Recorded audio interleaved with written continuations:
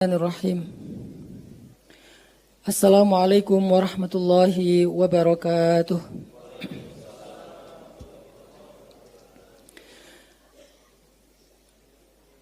Alhamdulillahirabbil alamin. Alhamdulillahilladzi hadana li hadza wa ma kunna linahtadiya laula an hadanallah. Asyhadu an la ilaha illallah wahdahu la syarikalah. Wa ashhadu anna Muhammadan abduhu wa rasuluhu la nabiyya ba'dah. Allahu akbar. Allahumma ahillahu alaina bil amni wal aman, bil amni wal iman, was salamati wal islam, wat taufiqi lima tuhibbu wa tarda. Jamaah salat Isya dan tarawih yang dirahmati Allah Subhanahu wa taala. Alhamdulillah, malam ini Allah Subhanahu wa taala memperkenankan kita pada akhirnya bertemu kembali dengan tamu yang sangat istimewa, yaitu bulan Ramadan tahun 1444 Hijriah. Apa yang tadi saya baca di awal adalah doa yang diucapkan Nabi di malam pertama Ramadan ketika melihat hilal. Allahumma ahillahu alaina bil amni wal iman, was salamati wal islam, wat taufiqi lima tuhibbu wa tarda. Rabbuna wa rabbukallah. Ya Allah, tampakkanlah hilal ini kepada kami dalam keadaan iman, dalam keadaan aman, dalam keadaan Islam, dalam keadaan selamat, dan dalam keadaan mendapatkan taufik untuk beramal solih dengan apa yang Engkau ridhoi. Rabb kami dan Rabb Engkau wahai hilal adalah Allah Subhanahu wa taala. Semoga dengan kita mengucapkan ini di awal khutbah malam ini, Allah berikan kepada kita al-amnu wal aman, wassalamatu wal islam, wat taufik kepada apa yang Allah ridhoi. Allah Subhanahu wa taala berfirman di dalam surat Fatir ayat 32. A'udzu billahi minasyaitonir rajim. Bismillahirrahmanirrahim. Summa awrathnal kitabal ladzina astafaina min ibadina. Faminhum zalimun li nafsihi wa minhum muqtasidun wa minhum sabiqum bil khairati biiznillah, dzalika huwal fadlul kabir. Kemudian kami wariskan Alkitab ini kepada hamba-hamba yang telah kami pilih di antara hamba-hamba kami. Maka kemudian di antara mereka ada yang menzolimi diri mereka sendiri. Di antara mereka ada yang pertengahan. Dan di antara mereka ada yang bersegera kepada kebaikan-kebaikan dengan seizin Allah. Yang demikian itulah karunia yang sangat besar. Shadaqallahul azim. Jamaah sekalian, kata para ulama, banyak sekali dari kaum muslimin yang tidak memahami hakikat dari bulan suci Ramadan. Mereka sering salah faham terhadap Ramadan. Baik mereka menyadarinya ataupun tidak menyadarinya. Di antara mereka ada yang menganggap Ramadan itu sebagai sebuah musim dalam perjalanan waktu dalam satu tahun. Musimnya makan enak, musimnya Bismillahirrahmanirrahim.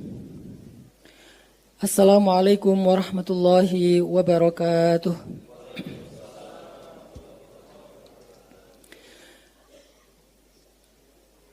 Alhamdulillahirabbil alamin. Alhamdulillahilladzi hadana li hadza wa ma kunna linahtadiya laula an hadanallah. Asyhadu an la ilaha illallah wahdahu la syarikalah. Wa ashhadu anna Muhammadan abduhu wa rasuluhu la nabiyya ba'dah. Allahu akbar. Allahumma ahillahu alaina bil amni wal aman, bil amni wal iman wassalamati wal islam wat taufiqi lima tuhibbu wa tarda. Jamaah salat Isya dan tarawih yang dirahmati Allah Subhanahu wa taala. Alhamdulillah malam ini Allah Subhanahu wa taala memperkenankan kita pada akhirnya bertemu kembali dengan tamu yang sangat istimewa, yaitu bulan Ramadan tahun 1444 Hijriah.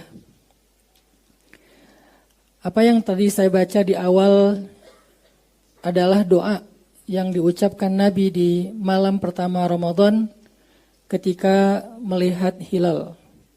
Allahumma ahillahu alaina bil amni wal iman wassalamati wal islam wat taufiqi lima tuhibbu wa tarda. Rabbuna wa rabbukallah. Ya Allah, tampakkanlah hilal ini kepada kami dalam keadaan iman, dalam keadaan aman, dalam keadaan Islam, dalam keadaan selamat, dan dalam keadaan mendapatkan taufik untuk beramal solih dengan apa yang Engkau ridhoi. Rabb kami dan Rabb Engkau wahai hilal adalah Allah Subhanahu wa taala.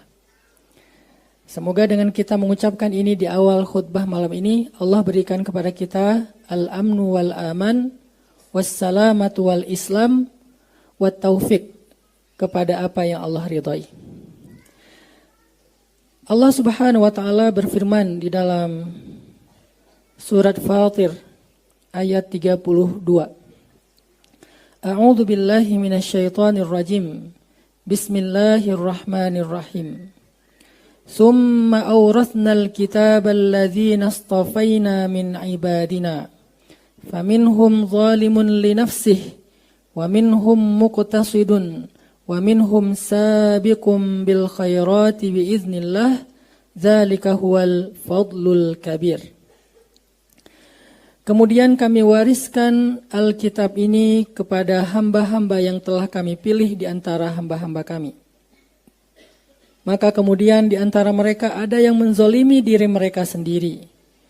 Di antara mereka ada yang pertengahan. Dan di antara mereka ada yang bersegera kepada kebaikan-kebaikan dengan seizin Allah. Yang demikian itulah karunia yang sangat besar. Shadaqallahul azim. Jamaah sekalian, kata para ulama, banyak sekali dari kaum muslimin yang tidak memahami hakikat dari bulan suci Ramadan. Mereka sering salah faham terhadap Ramadan. Baik mereka menyadarinya ataupun tidak menyadarinya. Di antara mereka ada yang menganggap Ramadan itu sebagai sebuah musim dalam perjalanan waktu dalam satu tahun. Musimnya makan enak, musimnya buka puasa bersama dengan teman-teman, musimnya reuni dengan berbagai macam komunitas, musimnya untuk bisa melakukan olahraga ringan setelah sholat subuh, musimnya mengurangi jadwal-jadwal yang berat dalam pekerjaan, atau bahkan musimnya untuk mendapatkan banyak keuntungan dalam urusan pekerjaan dan dunia. Sebagian orang berpikir Ramadan adalah musim seperti itu. Sehingga jika mereka bahagia dengan Ramadan, itu karena alasan-alasan tadi. Alasan karena ingin reuni dengan teman-teman. Mulailah mereka merencanakan itu dengan sungguh-sungguh. Mencari tempat yang bagus, mencari waktu yang tepat, mengajak satu demi satu di antara teman-temannya, di grup, japri, dan seterusnya. Mencari menu yang tepat, membuat rundown acara yang nyaman, yang hebat, yang semuanya berkesan. Mereka persiapkan segala sesuatu untuk tujuan tersebut karena mereka memahami Ramadan adalah itu. Ramadan adalah musimnya reuni. Ada juga yang berpikir bahwa Ramadan adalah musimnya untuk lebih sering bertemu dengan keluarga. Sehingga mereka rebutan dulu-duluan berlomba-lomba untuk bisa sampai ke rumah sebelum waktunya berbuka puasa. Kemudian mereka mempersiapkan makanan yang paling nikmat di atas meja rumah makan di rumah mereka. Mereka berharap semua keluarga mereka berkumpul. Kemudian mereka akan mengurangi jadwal kegiatan mereka di luar rumah agar lebih banyak di rumah. Mereka persiapkan segala sesuatu untuk kebutuhan tersebut karena mereka memahami Ramadan adalah musimnya atau momennya keluarga.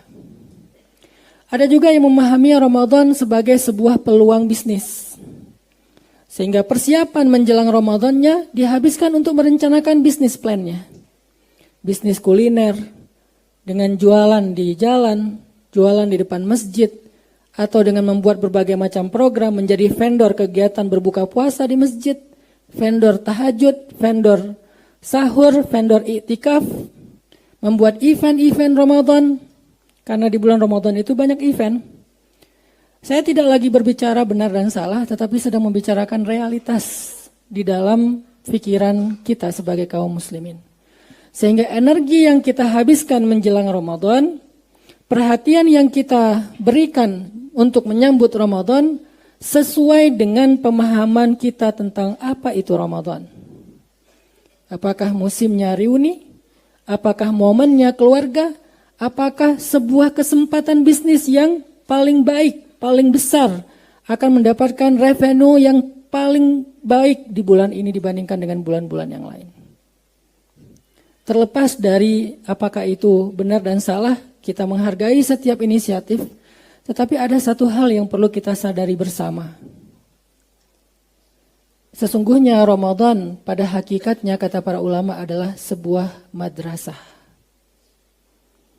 Ramadan adalah madrasah bagi diri kita secara individu. Ramadan adalah sebuah madrasah bagi keluarga kita. Ramadan adalah sebuah madrasah bagi umat Nabi Muhammad, bagi kaum muslimin. Jadi hakikatnya kata para ulama yang jarang disadari oleh kaum muslimin hari ini, sesungguhnya Ramadan itu adalah sebuah madrasah atau tarbiyah. Maka para ulama mengatakan malam pertama Ramadan adalah hari pertama masuk sekolah. Dibukanya pintu-pintu madrasah itu oleh Allah Subhanahu wa taala untuk orang yang beriman dan Allah panggil mereka untuk ikut di dalam tarbiyah dan madrasah ini. Ya ayyuhalladzina amanu, wahai orang-orang yang beriman, halummu ilayya. Halummu ila hadhil madrasah. Ayo ikut ke dalam madrasah ini. Ayo ikut ke sini. Ayo terlibat, ayo daftar ke dalam sebuah sekolah yang sangat istimewa. Yang disebut dengan Madrasatu Ramadan, Madrasah Ramadan. Sebagaimana yang kita pahami bahwa madrasah atau tarbiyah itu adalah sebuah proses pendidikan. Dan pendidikan dalam Islam itu bukan sekedar berbagi wawasan dan teori, tetapi melatih sebuah skill, membentuk sesuatu dari perilaku kita, persepsi kita, perasaan kita, keyakinan kita. Maka sesungguhnya bulan Ramadan adalah madrasah untuk kita belajar.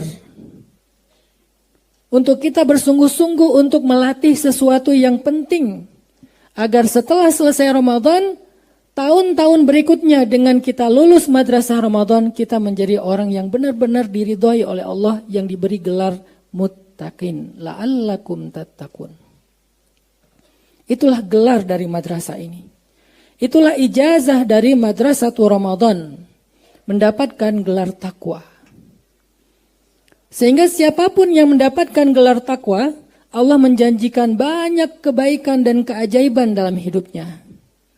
Wa may yattaqillah, kata Allah. Siapa yang bertakwa kepada Allah? Berikutnya adalah janji-janji Allah. Siapa yang bertakwa kepada Allah, artinya siapa yang berhasil meraih derajat takwa. Dan salah satu kesempatan untuk meraih derajat itu adalah masuk di dalam tarbiyah Madrasatu Ramadan, terlibat di dalam madrasah Ramadan dengan semua kurikulumnya, sehingga dia mendapatkan gelar muttaqin. Wa may yattaqillah, kata Allah, siapa yang menjadi orang yang bertakwa, yaj'al lahu makhraja. Allah kasih baginya jalan keluar. Kata para ulama, makhraja itu kalau kita mau menjelaskan maknanya adalah kondisi seperti ketika seseorang berada di sebuah tempat yang sangat sempit, tertutup rapat, tidak ada lubang untuk dia bernafas, apalagi dia keluar kecuali sekecil lubang jarum. Ini penjelasan tentang makhraja dalam kitab tafsir. Makhraja adalah kondisi ketika seseorang dalam hidupnya merasa sempit, merasa tidak ada jalan keluar dari satu kondisi, dari satu masalah, hampir bahkan dia tidak bisa bernafas, apalagi keluar dari situ, kecuali dengan satu lubang kecil, sekecil lubang jarum. Tidak ada jalan lain untuk keluar. Sekecil itulah, sesempit itulah, dongka, benar-benar sempit hidupnya, benar-benar tidak ada harapan untuk bisa keluar dan survive dari masalah hidupnya. Kemudian tiba-tiba kata ulama, ada sebuah jalan terbuka untuk dia, lalu dia keluar dari ruang yang sangat sempit tadi, yang sangat sumpek tadi, yang dia nggak bisa bernafas, bahkan tiba-tiba dia ada di sebuah tanah lapang yang sangat luas, yang udaranya sangat segar, yang kemanapun dia melihat tidak ada batasnya. Itulah yang disebut dengan kata makhraja dalam hidup. Itu arti makhraja. Dan itu keajaiban. Ketika kita mengalami kehidupan yang benar-benar dongka, benar-benar sempit, hampir kita berputus asa karena bernafas pun sulit, kita menjadi sesak dengan masalah kita melihat kemanapun cuma ada dinding dan kita tidak melihat apa-apa kecuali keputusasaan. Allah katakan, ya ja'allahu makhraja. Allah buka bagi dia makhraja sehingga tiba-tiba hidup kita berubah. Seperti orang yang berada di sebuah padang rumput yang luas, segar, tidak ada batasnya. Itulah kehidupan yang Allah janjikan kepada orang yang bertakwa. Makhraja, jalan keluar dari setiap kesempitan hidup. Keajaiban yang pertama. Wa may yattaqillaha yaj'al lahu makhraja. Dikasih makhraja. Apalagi setelahnya? Setelah hidupnya merasa nyaman, dia tidak lagi merasa terhimpit, dia bisa bernafas dengan lega, apalagi yang Allah janjikan setelahnya. Wa yarzuqhu min haitsu la yahtasib. Allah akan memberikan dia anugerah, rezeki dari jalan-jalan yang dia enggak pernah menduganya itu akan menjadi jalan kebaikan. Kejutan dalam urusan rezeki. Bisa dalam bentuk keluarga yang sakinah, mawaddah, warahmah, tiba-tiba dibikin nyaman keluarganya yang tadi hampir berantakan. Bisa diberikan keturunan yang solih-solihah yang dia hampir berputus asa dengan kondisi anak yang selalu membantahnya. Bisa diberikan kemudahan dalam karirnya, tiba-tiba dia melejit dalam urusan karirnya. Bisa dikasih rezeki yang memang dia tidak pernah terduga-duga dalam bentuk materi. Bisa dia diberikan rezeki dalam bentuk kesehatan yang tadi dia hampir berputus asa untuk sembuh dari satu penyakit. Min haitsu la yahtasib. Ke siapa Allah berikan kejutan yang kedua ini, kebaikan yang kedua ini? Orang yang wa may yattaqillah, orang yang takwa. Apalagi Allah janjikan masih di dalam paragraf yang sama. Wa may yattaqillaha yaj'al lahu min amrihi yusra. Siapa yang bertakwa kepada Allah, Allah ulangi lagi kalimat yang sama, yaj'al lahu min amrihi yusra. Allah jadikan dalam segala urusannya ada kemudahan. Dimudahkan segala urusannya. Apapun urusan dalam hidupnya Allah yang mudahkan, bukan siapapun. Seringkali kita mencari celah untuk mendapatkan kemudahan dalam birokrasi hidup kita. Baik kemudahan administrasi, atau kemudahan dalam urusan-urusan yang lain. Kita selalu mencari celah bagaimana cara biar memudahkan urusan saya. Sekedar kadang kita mau buat SIM saja, kita selalu mencari kemudahan. Gimana caranya biar sekali tes lulus. Bahkan kadang biar tanpa tes juga bisa dapat SIM. Gimana caranya biar ada yang bantuin tapi nggak perlu bayar mahal. Bahkan gimana caranya dapat SIM gratis pas lagi ada kegiatan pembuatan SIM gratis atau perpanjangan SIM gratis. Sekedar untuk hal seperti itu pun kita mencari kemudahan dalam hidup. Apalagi yang lebih besar dari itu. Mencari jodoh, meniti karir, membangun keluarga, mencari kesenangan hidup, kita selalu mencari akses yang shortcut, yang memudahkan kita. Dan Allah menjanjikan itu untuk kita min kulli amrihi, dalam setiap urusan, bukan satu urusan, setiap urusan yusra, ada kemudahan. Wa may yattaqillaha yaj'al lahu min amrihi yusra, dari setiap urusannya ada kemudahan. Masih banyak lagi janji-janji Allah untuk orang yang bertakwa, ada di surat Ali Imran, ada di surat-surat yang lain juga, bahwa orang yang bertakwa itu ini baru urusan dunia. Dan belum selesai, masih banyak janji yang lain, kejutan-kejutan, keajaiban yang lain. Apalagi urusan akhirat. Allah janjikan ampunan dosa, hisab yang ringan, melintasi sirat, masuk ke dalam surga tanpa hisab, bahkan mendapatkan syafaat Nabi, melintasi padang mahsyar dengan kendaraan, diberikan naungan Allah di hari yang tidak ada naungan kecuali naungan Allah, diangkat derajatnya, dimuliakan. Banyak janji Allah kepada orang yang bertakwa. Maka siapapun yang ingin mendapatkan keajaiban dari janji-janji Allah itu di dunia dan kelak di akhirat, kesempatan telah datang kepada mereka, yaitu Madrasatu Ramadan. Madrasah Ramadan. Inilah kesempatan. Saya merasa harus membahas ini di awal untuk diri saya sendiri dan kita semua, karena banyak orang yang masuk ke madrasah itu hanya sekedar untuk mengisi absen.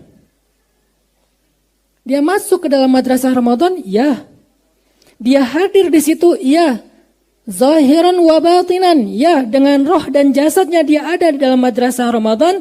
Tetapi setelah selesai masanya tarbiyah, masanya pendidikan, dia tidak mendapatkan kebaikan atau kemampuan apapun dalam kebaikan kecuali hanya absensi. Dia hadir setiap hari. 30 hari, 29 hari madrasah, dia nggak pernah absen. Siapa mereka? Orang yang di dalam surat Fatir tadi disebut muqtasid. Golongan yang kedua. Golongan yang pertama, zalimun li nafsih. Dia nggak hadir di madrasah Ramadan. Walaupun madrasah itu telah datang. Walaupun madrasah itu membuka pintunya dengan lebar, dia nggak hadir. Dia nggak puasa. Dia nggak menjalankan perintah Allah, kutiba alaikumusiyam. Dan insya Allah itu kita tidak perlu bahas di sini. Semua kita insya Allah orang yang berpuasa. Tapi apakah puasa kita puasanya orang yang mengikuti madrasah atau puasanya orang yang hanya mengisi absensi? Kita berpuasa tetapi kita tidak mendapatkan dan melatih apapun dalam bulan puasa kita. Kita hadir, tidak pernah dianggap gaib. Tidak pernah dibilang gak hadir, dia ternyata dia absen, dia ternyata mabal, dia ternyata gak hadir, dia katanya pergi ke sekolah tapi dia keluar. Kita gak securang itu, kita hadir, kita duduk di dalam madrasah. Tetapi kita tidak melatih apapun, hanya sekedar menunaikan kewajiban. Itulah orang yang muqtasid di dalam surat Fatir, ayat 32 tadi. Orang yang nanggung kalau bahasa kita. Tetapi yang ketiga adalah orang yang sabiqum bil khairat. Orang yang bersegera kepada banyak kebaikan. Biiznillah, dengan izin Allah. Dzalika huwal fadlul kabir. Itulah satu-satunya anugerah kebaikan yang paling besar. Bukan yang kedua, apalagi yang pertama. Siapa orang yang sabiqum bil khairat? Atau orang yang hadir di madrasah Ramadan dan mendapatkan tujuan dari madrasah itu adalah gelar takwa. Orang yang sabiqum bil khairat adalah orang yang melatih ketakwaannya selama 29 atau 30 hari. Ibadah puasa itu sendiri adalah sebuah latihan ketakwaan, bukan latihan lapar dan haus. Banyak orang berpikir bahwa puasa itu latihan lapar dan haus, dan kemudian dia ngerasa saya nggak terlalu berat berpuasa, bahkan tanpa sahur pun. Udah biasa saya kelaparan dan kehausan. Udah biasa saya nggak makan, apalagi mungkin perempuan lebih ahli, lebih jago dalam menahan lapar daripada laki-laki. Karena mereka diet. Artinya apa? Artinya kalau sekedar latihan lapar dan haus, maka sesungguhnya puasa bukan untuk itu. Sehingga ada orang yang berpikir, kenapa harus dari subuh sampai maghrib ya?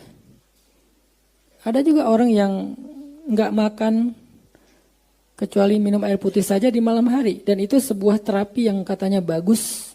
Di beberapa daerah itu dipraktekkan. Di malam hari mereka tidak makan sama sekali kecuali minum air putih. Mereka baru mulai makan jam 10 siang, jam 10 pagi, sampai jam 6 sore. Baru boleh makan. Dari jam 6 sore sampai jam 10 pagi hanya minum air putih saja. Dan itu secara medis katanya sangat sehat. Kenapa nggak begitu saja? Dan kenapa sih harus makan sahur? Bukankah tanpa sahur juga saya mampu? Kalau sekedar untuk latihan lapar dan haus, kita akan banyak mempertanyakan syariat, banyak mempertanyakan kurikulum dari madrasah Ramadan. Karena yang dilatih hanya lapar dan haus, dan kita lebih dari itu pun mampu. Sehingga banyak orang yang merasa bahwa gak butuh sahur dan gak terburu-buru juga untuk takjil. Masih tahan kok sampai jam 10 malam. Ternyata puasa itu sendiri adalah sebuah madrasah tarbiyah untuk melatih kita punya sebuah skill, namanya skill takwa. Apa itu? Kata Nabi, "Man lam yada qaulaz zur wal amal bihi falaysa lillahi hajatun fi ayyada'a ta'amahu wa syarabah." Siapa yang tidak meninggalkan ucapan yang buruk, dalam riwayat yang lain ucapan yang buruk, ucapan yang dusta, kesia-siaan dan perbuatan jahil, hal yang berdosa, maka Allah tidak butuh kepada usahanya meninggalkan makan dan minum. Artinya puasa sendiri bukan tentang menahan lapar dan haus, tetapi menahan diri dari perbuatan dosa. Mulai dosa lisan, dosa mata, dan dosa-dosa yang lain. Ini adalah dua simbol dosa. Bagi perempuan simbolnya ada di lisan, bagi laki-laki simbolnya ada di mata. Sehingga siapa yang tidak bisa menahan matanya, ini hanya simbolik berarti semuanya, atau tidak bisa menahan lisannya, maka Allah tidak butuh kepada usahanya untuk menahan dari makan dan minum seharian itu. Kenapa? Itulah madrasah skill takwa yang sedang dilatih. Supaya setelah 1 bulan kita melatih madrasah takwa kita, mentarbiyah, membentuk skill kita, maka setelah Ramadan harusnya kita menjadi orang yang bertakwa. Sudah beres dengan urusan itu. Berbeda dengan orang yang hanya melatih makan dan minum, setelah selesai Ramadan, saatnya merdeka. Udah boleh makan, bahkan sebelum berangkat sholat Idul Fitri ada sunnah makan dulu. Sehingga dengan demikian dia juga merasa bahwa semuanya juga udah merdeka, termasuk dosa mata, dosa lisan, perilaku dan seterusnya, udah bebas, nggak seperti Ramadan. Itulah kesalahpahaman karena dia menganggap puasa sendiri adalah sebuah latihan lapar dan haus. Bisa nggak di bulan Ramadan ini kita melatih takwa, skill takwa, bukan ilmu takwa, bukan wawasan takwa, bukan menghafal ayat dan hadis tentang takwa, tetapi skillnya. Kita punya perilaku orang yang bertakwa. Menahan lisan dan mata kita. Apalagi skill yang dilatih dengan madrasah Ramadan yang disebut dengan skill takwa. Melatih sholat yang rohah. Sholat yang khusyuk. Karena rehatnya sholat itu ketika hati khusyuk. Kalau hati belum khusyuk maka sholatnya nggak mungkin rehat, pasti beban. Sehingga ketika mendengar suara azan ada rasa beban. Kalau belum sholat terbeban, bukan ngerasa rindu dengan sholat. Maka di bulan Ramadan kita sedang dilatih sholat yang khusyuk agar mendapatkan rohatus sholah, rehatnya sholat. Yang kalau dilakukan sekian rakaat disebut dengan sholatut tarawih, sholat yang rehat, sholat yang santai. Kenapa kok yang dilatih sholat Ustadz? Wasta'inu bis-sabri was-shalah. Karena hidup kita salah satu kunci dari segala keajaiban dan kemudahan itu ada di sholat. Selain sabar. Jadi siapapun yang bisa memperbaiki sholatnya di bulan Ramadan, terutama sholat subuh. Dengan adanya syariat sahur, maka memudahkan kita melatih sholat subuh. Tapi bagi orang yang merasa tanpa sahur pun saya bisa berpuasa, tetap subuh bagi dia sulit. Tetaplah bagi dia subuh itu sulit karena dia tidak merasa butuh makan sahur. Maka muncul lagi ajakan Nabi, makanlah sahur, sesungguhnya di dalam sahur ada berkah. Apa keberkahan dari sahur? Yang paling nyata keberkahan dari sahur itu adalah memudahkan kita sholat subuh berjamaah. Jadi kalau nanya, apa ya keberkahan sahur? Saya tetap kuat kok puasa tanpa sahur. Saya nggak terlalu berselera dengan makanan yang ada di meja makan rumah saya. Bukan makanannya yang berkah, bukan saja makanannya yang berkah. Kita tahu itu, tetapi yang lebih besar daripada keberkahan dalam makanan yang tersedia di atas meja makan kita adalah memudahkan kita sholat subuh tepat waktu kalau laki-lakinya berjamaah. Itulah keberkahan paling nyata dari sahur.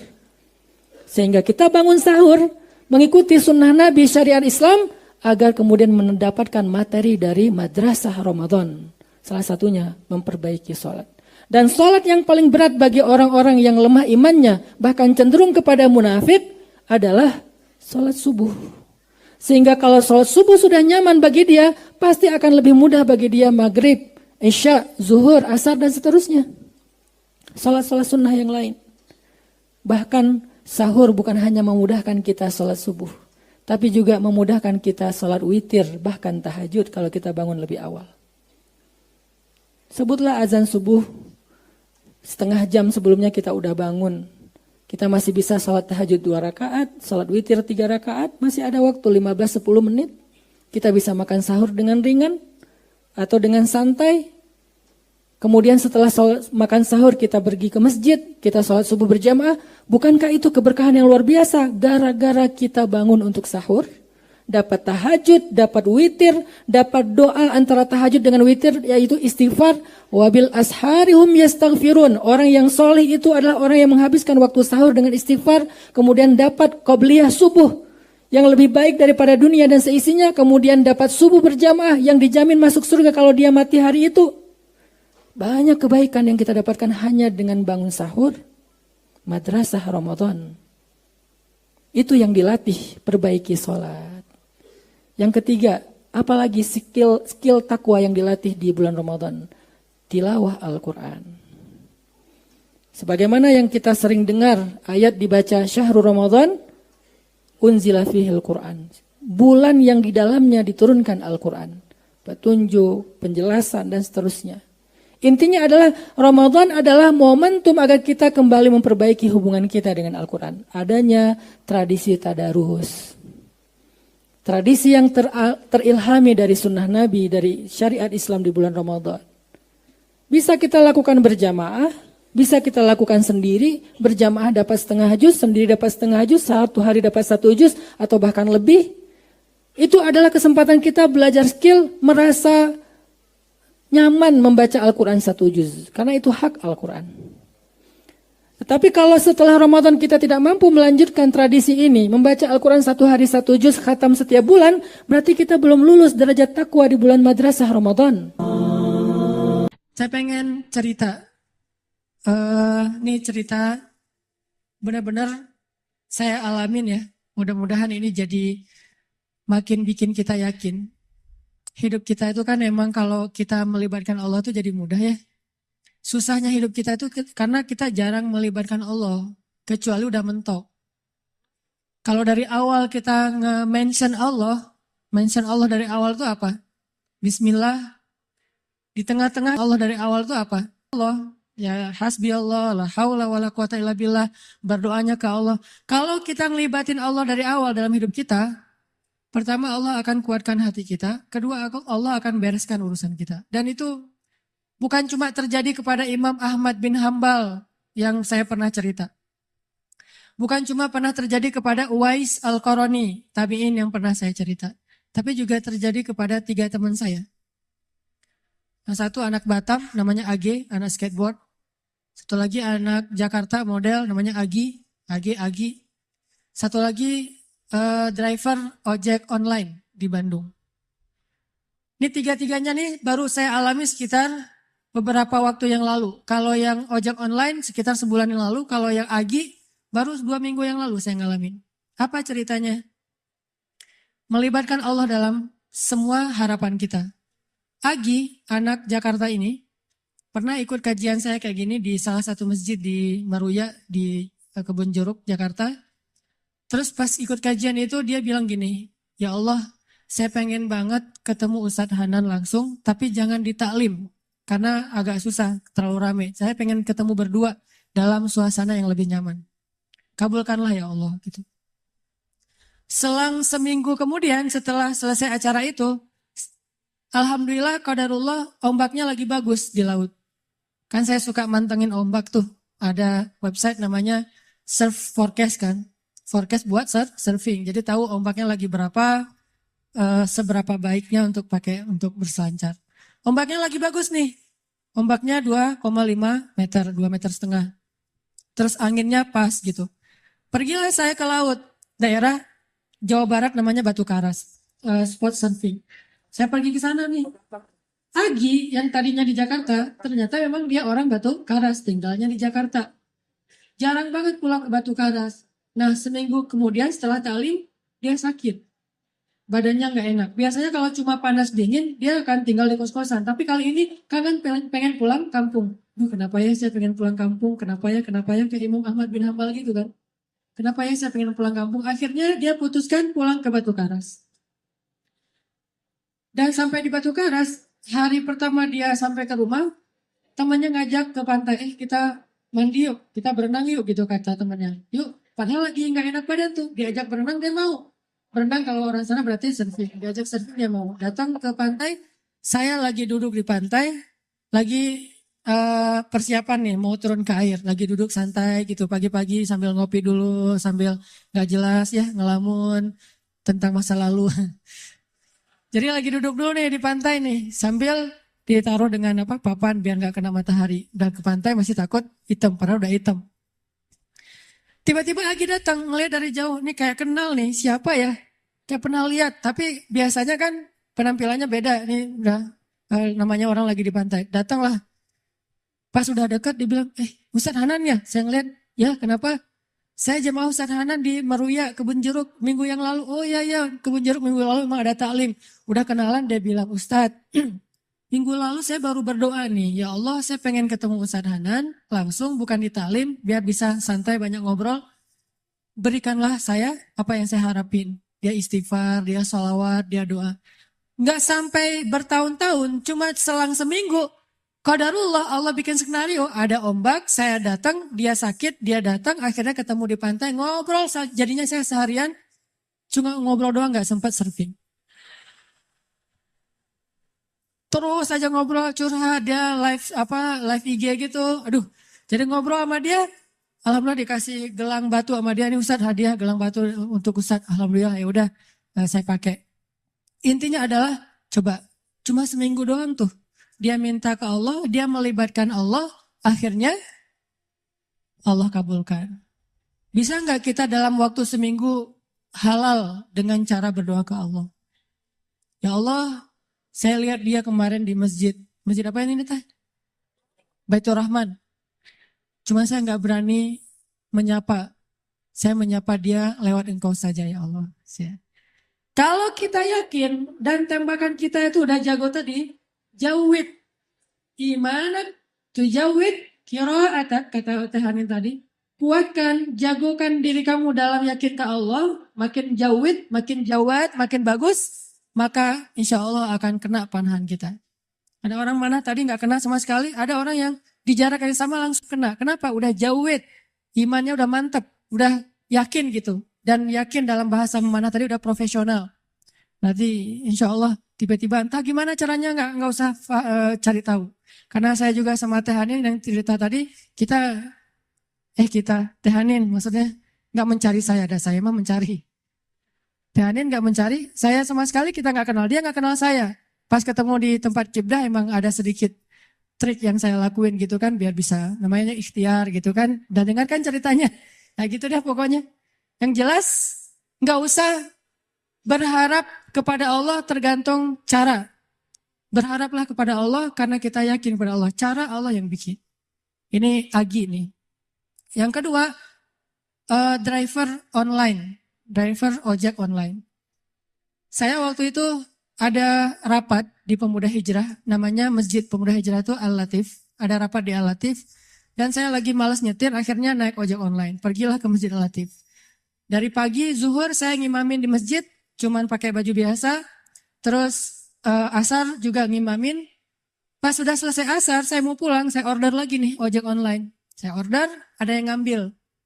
Ngambil, saya naik ojek, di tengah jalan dia nanya, Mas, sering sholat di masjid itu? Kata dia. Lumayan, saya bilang. Ya, itu masjid ramai banget ya. Kalau taklim ramai banget tuh, penuh dengan anak muda. Ya, alhamdulillah, saya bilang. Terus dia bilang lagi, ada tuh di situ tuh imam muda, bacanya bagus banget, orang Aceh. Siapa ya namanya? Saya bilang Muzammil. Oh ya Muzammil. Oh ya, kenal sama dia? Ya lumayan, saya bilang. Dari tadi lumayan aja semuanya. Oh, Mas suka ikut talim juga di situ? Kadang-kadang, saya bilang. Dia nggak ngeh sama sekali.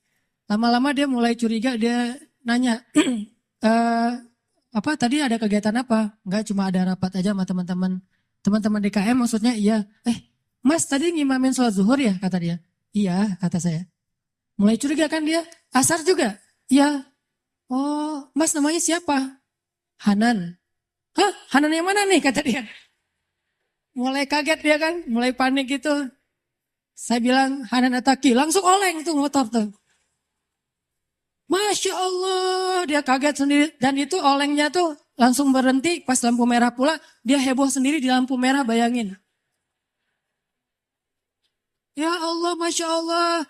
Alhamdulillah, Ustadz tahu nggak? Ternyata ini Ustadz Nata Kintar dulu. Saya lihat ke belakang, benar nggak nih? Oh iya benar gitu. Dari tadi kayak Ustadz nggak ngomong-ngomong. Kata dia, Ustadz tahu nggak? Sebulan ini saya selalu beristighfar, berdoa, sholawat. Ya Allah, saya pengen banget ketemu sama itu. Tuh satu lagi gurunya Muzammil. Yang ceramahnya suka di YouTube katanya. Ustadz Hanan Ataki, saya pengen ketemu beliau. Tapi susah kalau di taklim. Pengen berduaan, jangan pas rame-rame. Ternyata berduaannya di atas ojek. Coba. Dan itu demi Allah kisah nyata teman-teman terjadi. Jadi Imam Ahmad yang pernah kita dengar ceritanya bukan cuma terjadi di Basrah. Terjadi juga di Indonesia. Terjadi di Jakarta, di Bandung, Surabaya, di Kediri, di mana-mana kalau kita melibatkan sebegitu mudahnya. Padahal dua orang ini saya kira bukan ulama, bukan orang yang mungkin hijrahnya udah lama, baru juga hijrah. Tapi kenapa diperlakukan oleh Allah semudah itu? Bagi Allah orang yang sudah taubat dari dosa seperti orang yang tidak berdosa. Orang yang sudah taubat dari dosa seperti orang yang tidak berdosa. Jadi sama Allah memperlakukan dia seperti Allah memperlakukan kekasih-kekasihnya yang soleh lainnya. Jadi jangan pesimis, jangan putus asa. Kalau kita melibatkan Allah, kita akan dikuatkan. Tenang aja, udah tetap la tahzan innallaha ma'ana. Yang terakhir tadi kisah AG. AG ini anak skateboard dari Batam. Dia itu kerja di sebuah perusahaan swasta di Batam, IO gitu. Dia pertama dapat hidayah itu dengerin istrinya dengar booster di YouTube. Mah dengerin apa tuh booster?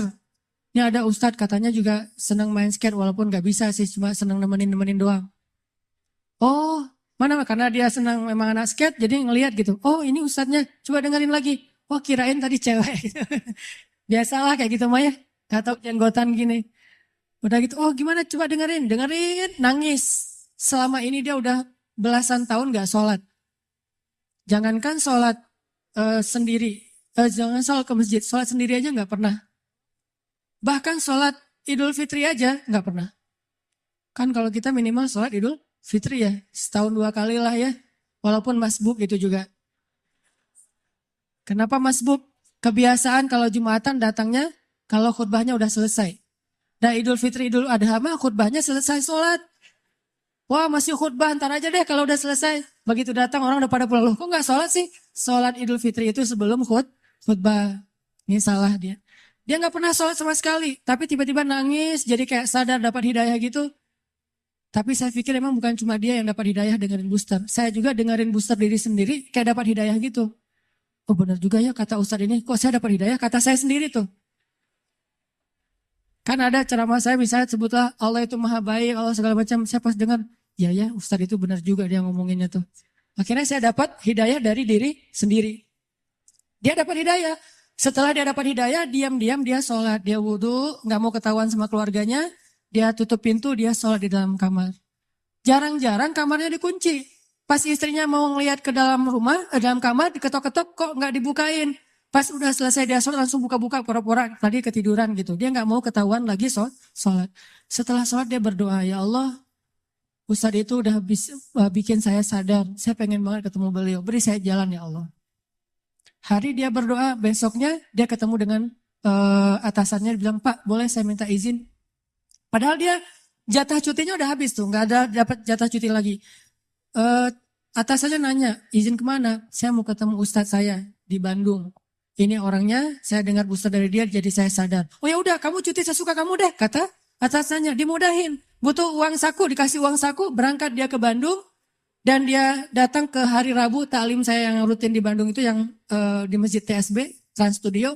Ketemu langsung dengan saya dan Alhamdulillah Ustadz, mudah banget ya kalau kita menuju ke Allah. Yang susah itu kalau kita menjauh dari Allah. Tapi kalau menuju ke Allah, dipermudah, banyak banget urusan yang dipermudah. Saya malah dapat uang saku, saya malah dapat kayak bonus dari atasan saya. Keluarga saya alhamdulillah sekarang jadi lebih baik setelah saya berhijrah. Dan saya pengen ketemu dengan Ustadz, dimudahin banget. Ini lihat bukti. Bukan karena saya orang soleh, enggak. Kesolehan kita hanya Allah yang tahu. Tapi karena kita yakin sama Allah. Karena kita melibatkan Allah. Terus kenapa galau, kenapa khawatir, kenapa enggak tenang? Kalau kita bisa melibatkan yang maha kuasa dalam segala urusan kita. Jadi itu teman-teman, coba buktiin deh. Kalau teman-teman yang lain di tempat yang tadi saya ceritain udah membuktikan, kita pasti bisa lebih dari itu. Bukan hanya ketemu Ustadz, tapi juga ketemu dengan pasangan kita, menemukan rezeki yang halal untuk kita, apapun kebaikan. Tinggal, ya Allah, saya pengen nikah, beri saya jalan. Udah gitu, lihat keajaiban terjadi dalam hidup kita. Kalau enggak juga, enggak ada sia-sianya berdoa kepada Allah. Makanya saya bilang kalau berdoa tuh jangan yang tanggung, yang mantap sekalian. Ya Allah, kalau mobil ya Allah saya pengen Alphard. Penghasilan kita kecil, tapi pengennya Alphard. Emang sia-sia? Enggak. Kalau enggak dikasih Alphard di dunia, dikasih Alphard di akhirat. Kan Allah pasti mengabulkan doa kan? Pasti itu. Kalau enggak dikabulkan di dunia, dikabulkan di akhirat. Bangun dari kubur, tiba-tiba lewat Alphard, berhenti depan kita. Ini mobil siapa? Ayo kita ke Padang Mahsyar, lewat pakai Alphard gitu. Udah ada drivernya. Mereknya bukan Toyota tapi mereknya Cahaya. Merek baru nih. Belum dijual di Indonesia. Mereknya Cahaya. Kendaraan Cahaya yang lebih nyaman adalah Alphard. Jalan ke Padang Mahsyar. Kenapa saya dapat kendaraan ini ya Allah? Karena dulu kamu pengen banget punya mobil Alphard di dunia. Tapi aku tidak memberikannya di dunia karena itu tidak baik untuk kamu. Tapi aku berikan di akhirat. Apa sia-sianya berdoa kepada Allah? Jadi tetap ar-raja ilallah, berharapnya hanya ke Allah. Dan itulah obat untuk segala kegalauan.